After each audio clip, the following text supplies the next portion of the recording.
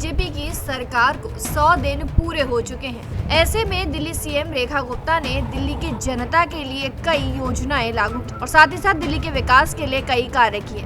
आइए बताते हैं आपको इन 100 दिनों में दिल्ली सरकार ने क्या कुछ किया। प्राइवेट स्कूलों की मनमानी के खिलाफ दिल्ली स्कूल शिक्षा विधेयक लाया गया। वहीं दिल्ली में आयुष्मान योजना को लागू किया गया। इस आयुष्मान योजना से 6 लाख से ज्यादा परिवारों को फायदा पहुंचा।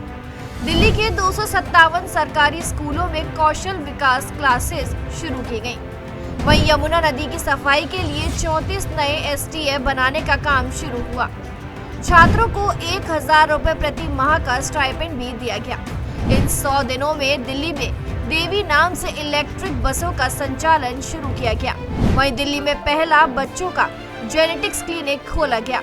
दिल्ली में इन 100 दिनों में संवेदनशील जगहों पर 50,000 सीसीटीवी से निगरानी शुरू की गई। महिला पुलिस कर्मियों की संख्या बढ़ाई गई है।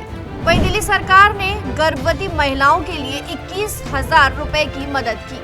अपने 100 दिनों के कार्यकाल में दिल्ली सीएम रेखा गुप्ता ने क्या कुछ कहा, आइए आपको सुनवाते हैं। 100% खुश हैं और तसल्ली है कि जो दिल्ली के अधिकार हैं, जो दिल्ली की जनता के अधिकार है, उनको देने की दिशा में दिल्ली की सरकार ईमानदारी से काम कर रही है, पूरी शिद्दत के साथ काम कर रही है और निश्चित रूप में विकसित भारत के साथ विकसित दिल्ली आगे बढ़ेगी और तरक्की करेगी। वही आपको बता दें, दिल्ली में कई विकास कार्य चल रहे हैं। ऐसे में इन विकास कार्यों का जायजा लिया हमारे संवाददाता मोहित ने।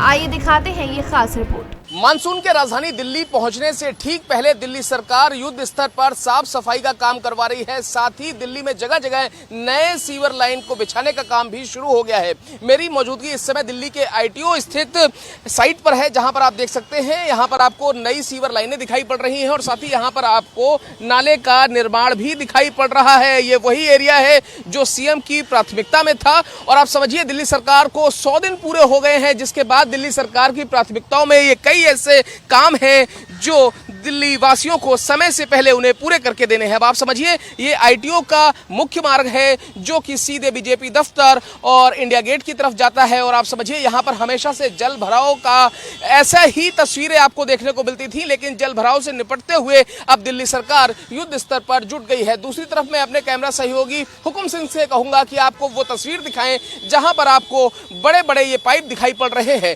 सीवर लाइन डालने का काम युद्ध स्तर पर जारी है। कोशिश यही है कि जो पिछले 10 सालों में काम अधूरे रह गए हैं उसको दिल्ली की नई नवेली रेखा गुप्ता सरकार युद्ध स्तर पर पूरा कर सके। आपको पता होगा कि इस बार दिल्ली में एमसीडी में नालों की सफाई का बजट बढ़ाकर भी 39 करोड़ कर दिया गया, तो वहीं सीवर सफाई, यमुना जैसे दूसरे इश्यूज को देखते हुए 800 करोड़ का फंड भी इस बार मुहैया कराया गया है। ऐसे में ये देखना दिलचस्प होगा कि आखिरकार राजधानी में ये सीवर का काम जो युद्ध स्तर पर जारी है आखिरकार कब तक पूरा हो पाएगा, क्योंकि केजरीवाल ने तो ये वादा किया था अपने समय में कि वो 5 साल में दिल्ली की सीवर समस्या बिल्कुल खत्म कर देंगे। फिलहाल अब वो सरकार नहीं है, आम आदमी पार्टी की सरकार की विदाई हो चुकी है और दिल्ली में रेखा सरकार काबिज है। दिल्ली आईटीओ से कैमरा पर्सन हुकुम सिंह के साथ मैं मोहित शुक्ला, भारत एक्सप्रेस।